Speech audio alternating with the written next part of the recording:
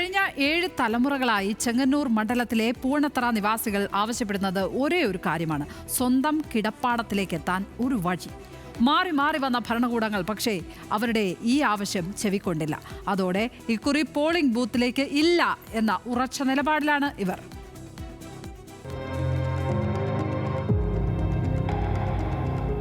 ഇങ്ങനെയൊരു ബോർഡ് വെക്കാൻ ചെറിയനാട് പഞ്ചായത്തിലെ 4ാം വാർഡായ പൂവണത്തറയിലെ ജനങ്ങൾക്ക് വ്യക്തമായ കാരണമുണ്ട്.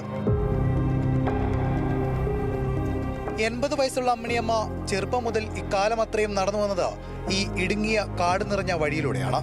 ഇരുട്ടായാൽ ഇഴജന്തുക്കളുടെ ശല്യം വേറെയും.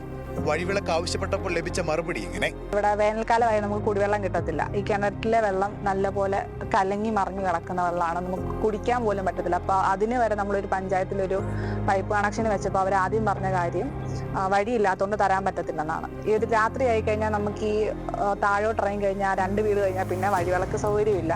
അവിടെ നിന്ന് അങ്ങോട്ട് ഈ റോഡിൽ നമ്മളൊരു രാത്രി വന്നാൽ ഇവിടെ ഒരു വീടുണ്ടെന്ന് പോലും നമുക്കറിയാത്ത രീതിയിലാണ് നമ്മുടെ ഇപ്പോഴത്തെ അവസ്ഥ. ഒരു വഴിവിളക്കിന് വരെ ചോദിക്കുമ്പോൾ അവർ പറയുന്ന വഴിയാണ് ആദ്യം ചോദിക്കുന്നത്. കൃഷിയില്ലാത്ത മാമ്പറപ്പാടത്തിലൂടെ യാത്ര ദുർഘടമാണ്.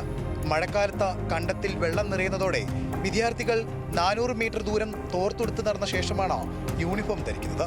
ഈ ദുരിതത്തിൽ നിന്ന് മോചനമില്ലെങ്കിൽ പോളിംഗ് ബൂത്തിലേക്ക് ഇല്ലെന്നാണ് പ്രദേശവാസികളുടെ തീരുമാനം. ഭരണങ്ങൾ മാറി മാറി വന്നിട്ട് ഞങ്ങൾക്ക് ഇന്ന നാൾ വരെ ഒരു വഴി ശരിയാക്കി തന്നിട്ടില്ല. തൊഴിലുറപ്പുകാരെ കൊണ്ട് ഇപ്പോൾ ഉള്ള വഴി ഒന്ന് ചെത്തി തെളിപ്പിച്ച് പോലും അവർ തരാൻ ഒരു സന്മനസ് കാണിക്കുന്നില്ല. ഞങ്ങൾക്കൊരു വീട് വെക്കണമെങ്കിൽ വീടിനേക്കാൾ കൂടുതൽ കാശ് ഞങ്ങൾ പുറത്ത് മുടക്കണം സാധനങ്ങൾ ഇവിടെ വരുന്നതിന് വേണ്ടി. വരുന്ന ഓരോ ഇലക്ഷനും ഞങ്ങൾ പങ്കെടുക്കുവാൻ തയ്യാറാകുന്നില്ല. ഞങ്ങൾക്ക് ഈ വഴി തെളിച്ച് കിട്ടുന്നത് വരെ. ഈ വഴി സഞ്ചാരയോഗ്യമാക്കുമെന്ന പ്രഖ്യാപനങ്ങൾ ഉണ്ടായെങ്കിലും എല്ലാം കടലാസിൽ മാത്രമായി. വഴിയില്ലാത്തതിനാൽ കുടിവെള്ള കണക്ഷനും അനുമതിയില്ല. ഇനിയും ഈ അവഗണന സഹിക്കേണ്ടതില്ലെന്നാണ് നാട്ടുകാരുടെ തീരുമാനം. ന്യൂസ് മലയാളം, ആലപ്പുഴ.